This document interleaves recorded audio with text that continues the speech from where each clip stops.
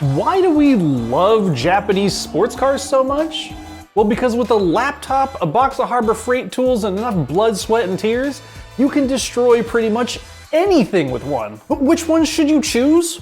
Well, I'm about to tell you 8 of them that should definitely be on your radar if you want to slay supercars in your Japanese sports car. And I'm going to start with one of the most prolific Japanese sports cars ever, at least in my collection. I've owned like 8 of these. And that means I am once again talking about the Nissan Silvia or S13 or 240SX, whatever you want to call it, it's some old sports car Nissan. Why is this secretary's car so legendary? Well, first, at least back in my day, it was a cheap rear-wheel drive car that had decent balance, a good power to weight, and was endlessly modifiable. And one of the best things, they were super easy to work on. The engine bay in a 240SX is massive. You can stick a V8 in there if you wanted to. But even if you don't have the money or energy to engine swap it, the KA24 that came with the 240SX is actually a great platform to build from. You can buy yourself an S13, put some coilovers on it, put some good wheels on it, and when it's time to add the power, turbocharge that KA and you are looking at hundreds of horsepower. Or if you live near a coast and you can still get one, import yourself an SR20 DET and make the Silvia that the Japanese gods intended. Still want to level up more than that? Stick the legendary RB26 DET out of the Skyline GTR into this platform and you have yourself one tire shredding beast. Those all sound well and good if you're a purist, but really if you want to enter Formula D, you're gonna be sticking an LS under the hood. And luckily, there's kits available that'll let you do just that. The sky is practically the limit with the 240SX, and unfortunately that also applies to the price. These are getting incredibly rare these days, and which sucks because they used to be the ultimate approachable cheap drift car. A decent example of an S13 is gonna cost you like 15 grand now, which was I think the entire cost of my drift car build. But luckily there are still some cheap examples out there. You just have to really dig. You're gonna be looking at like Facebook Marketplace and Craigslist. You're gonna be asking your friends if they have an old 240SX lying around. But with enough perseverance, you can probably find somebody's project car for around the $5,000 range. And yes, that's a lot of money, but instead of buying that $15,000 one, you're gonna have saved 10 grand to spend on goodies like engine swaps and suspension. No matter what you get, you're buying a car that has everything you need to be everything you want it to be. Grip, drift, or drag, the S13 can do it all. There is still to this day, 30 years later, still an unlimited amount of aftermarket support for these things, making it one of the best Japanese cars you can buy if you have dreams of that unlimited horsepower number. Now, of course, I bring up unlimited horsepower and I know what you're all thinking. Mark IV Supra. And I know what you're all not thinking. I can afford one. Luckily for you, this year, there is something special in the air. Okay, I think you'd agree with me. We've all been doing a bunch more online shopping. And that's where today's sponsor, Honey, is something that you and me need to be using. It's a free internet browser extension, and it's really my online saving sidekick. It automatically scours the internet for promotional codes to give you discounts wherever you like to shop. And the best part, it already works for the things that you're already buying. And it's so easy to install, even I could do it with just 2 clicks. And you'll be able to use it on lots of your favorite websites. So, how easy is it to use? Well, it just pops up at checkout and asks you to apply coupons. And it's really that simple to save money. And I love that it starts searching for coupons automatically and works on all types of websites. All you gotta do is hit the accept and it'll save you money. Everything from auto parts websites, gaming websites, tech websites, literally anything. So if you have a computer, Honey needs to be on it. Just go to joinhoney.com/idealmedia. That's joinhoney.com/idealmedia, and be sure to download it because, well, we have it on all our computers here at Ideal. I'll also link to it down in the description, and thank you, Honey, for sponsoring today's video. Let's go, Squid. And its name is Aristo, or as we called it in the States, the Lexus GS. Yes, this is a big ass sedan. It was actually meant to compete with like a Mercedes executive car. But don't let that fool you. Underneath the hood of the Lexus GS or the Aristo hides a little bit of a secret. And that is the 3 most famous letters in the YouTube comments, the 2JZ. Now, unfortunately, the American Lexus GS did not get the GTE model, but the Aristo over in Japan did. Which means if you want 1,000 horsepower and room for your friends, the JDM Aristo is the car for you. But if you don't live near the coast and want to deal with all the importing, the American Lexus GS still came with a 2JZ, just the GE model, which is still a magnificent platform to build from. Even with just a couple of bolt-ons and a tune, you're gonna be looking at some decent horsepower numbers. But if your goals are raw power, you should consider getting the Lexus GS 400, which came with the American-only option 1UZ FE. A very, very, very underrated Japanese V8 that doesn't get near enough love in this world, but it does make a ton of horsepower. And honestly, sounds a lot better than the 2JZ if you ask me. Now, whether you buy a Lexus GS stateside or an Aristo overseas, you're probably gonna be spending under 10,000 bucks on one. And honestly, that's a freaking steal. You're getting a lot of car for the money, and really, I think this car has the highest ceiling of horsepower of any car on this list. The only downside is you're not gonna get a manual transmission, so no matter which car you buy, get ready to do the leg work and the arm work and the money work of getting a 5-speed in there. Now, so far, I've been talking about cars that are really old, older than you and I. Well, you mostly, I'm pretty old. But up next, I'm gonna talk about something that was made in your lifetime, and something I like to consider kind of the modern day Nissan Silvia that isn't a Nissan. And that is the Subaru Toyota Baru GT86. Whether you get the Subaru BRZ or the Toyota GT86, you are getting a lightweight, rear-wheel drive, manual transmission sports car for cheap. Those are the ingredients you put in to make a good soup of perfect sports car.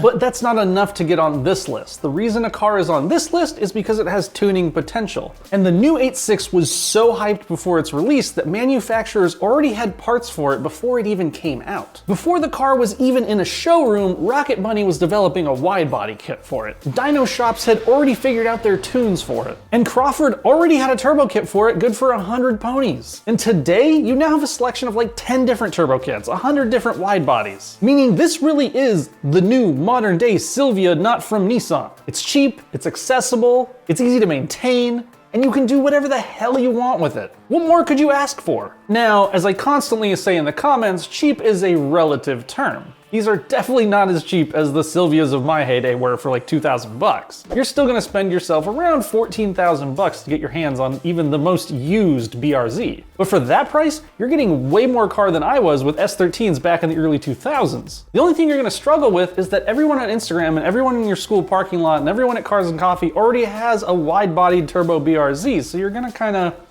be a basic bitch. So if you don't wanna be that basic, maybe you want something a little rarer.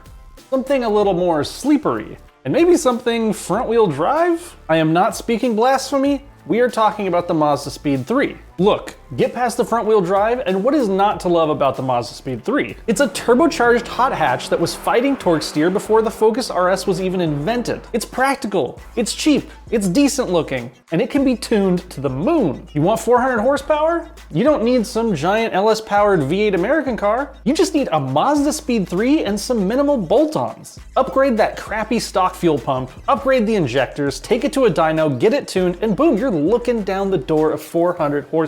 Upgrade the turbo, beef up the bottom end, and you're talking 700 ponies in the stable.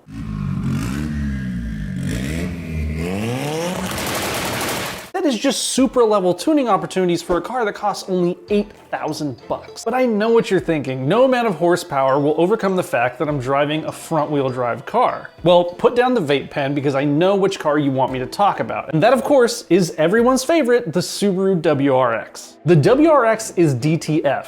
It is down to fun. You want to rally? Get some big springs, some knobby tires, cut the exhaust off, and hit the back roads. You want to win all the stoplight drags? First of all, they're illegal, don't do that. But if you did want to do that, hub access port, a laptop, a bigger intercooler, some injectors, and you'll be leaving pretty much everyone in the dust. You got a big garage and a lot of time and money, forged internals, full tune, and you're talking over 500 horsepower. Look, you and I both know the WRX is really special. Every generation is great.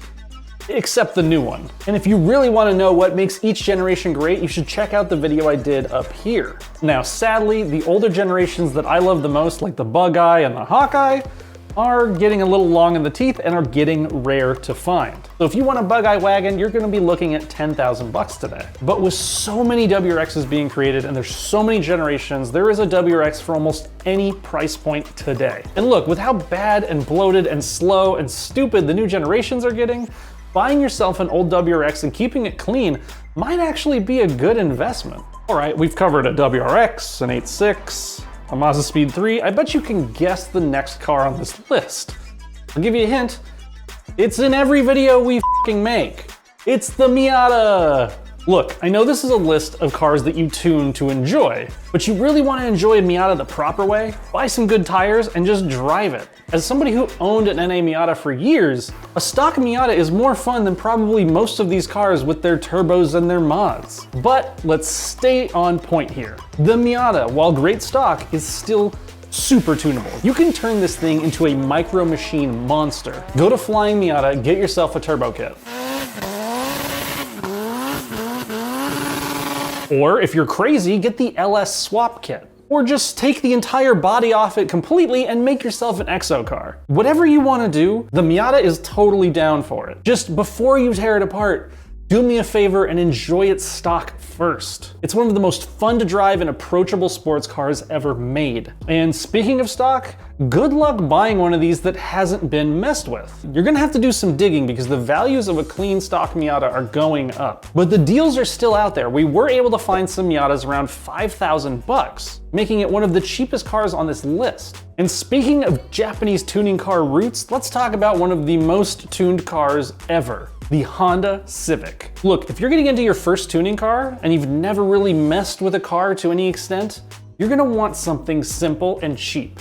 And those two words perfectly define the Honda Civic. And specifically, the 5th and 6th gen Civics. Get the 5th gen if you want to be pre-OBD, and get the 6th if you're more comfortable with a laptop and a timing light. Either way, get the cheapest Civic you can find. Buy all of the cheapest parts you can on eBay and Wish, and just have fun modifying a car to make it uniquely yours. Get some coilovers, make it drive better. Do a cold air intake, do an exhaust, play with injectors and tuning. Whatever you do, this is just such a great platform for early tuners to learn on. Because no matter what, when you break it, it ain't that much to fix it. And hell, if you blow the engine, swap in a K-Series and now you have a proper fast car.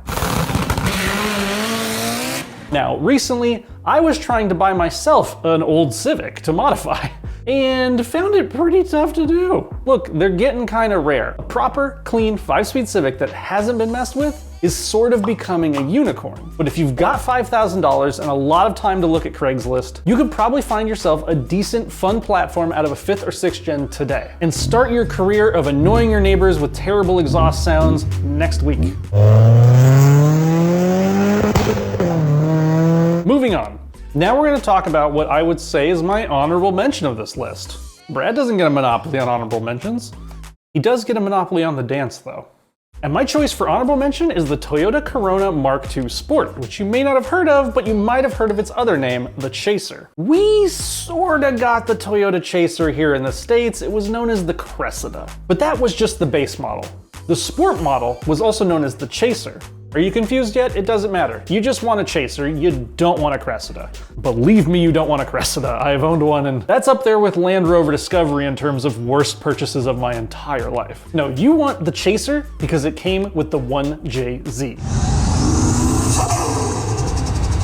Now, of course, all of this means you're gonna have to import it, which, you know, is a total pain in the ass, and I intend to make a video about how to import a car step by step. Let me know in the comments if you'd like to watch that. But if you were lucky enough to import yourself a Chaser, you're basically getting a 4-door Supra. And all of the magic that that entails. Rear-wheel drive, easy to tune, tons of horsepower potential. And hell, a 1JZ might actually be a better tuning platform today because 2JZ stuff is getting insanely expensive. And look, a 1J is still good for 700 horsepower, which you're never gonna use anyway. Now, the Chaser you wanna buy is the last generation, otherwise known as the JZX 100. They came out in 1996 and are just now becoming legal to drive and own in the United States. And they are an absolutely insane bargain at just 15,000 bucks when you consider that a Supra, even a bad one, is worth like 40 grand. And hell, no one's gonna expect you to have 700 horsepower coming out of that old Toyota sedan. So it actually makes kind of a decent sleeper car.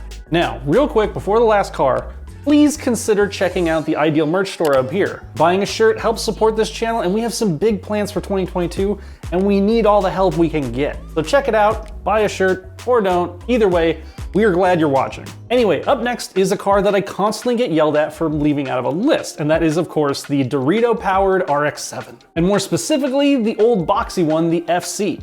Look, if you saw me talk about Initial D, you know that I love the FC generation of RX-7. Yes, the FD is far more beautiful, far more iconic. But to me, an 80s kid, the FC generation really captures my heart. It's common to see big turbos, LS swaps, or even 4-rotor swaps, pushing this tiny little car that only had around 200 horsepower stock into a mountain-dominating monster. But even if you don't want to swap an engine in the thing, there are still things you can do on the cheap with the stock engine that'll make it a lot of fun. You can port it, put an exhaust on it, remove all the crap and emissions and garbage, and you will have a well-balanced, fun car to drive on the daily. And look, I've said this before, but an RX-7 is the perfect car for a guy who loves to spend more time in the garage than he does on the road. I know you exist out there. Owning an RX-7 is a true labor of love. My friends that own them are obsessed with them, even though they never went with us on any mountain drives because their cars were always broken down. They just loved them for their peculiarity and their rareness and their difficulty to own. So if you are one of those weirdos, get yourself a non-turbo RX-7 for around 10 grand, get yourself a Turbo 2 for around 15 to 20, and get your garage ready because you're gonna be spending a hell of a lot of time in there and you're gonna love it.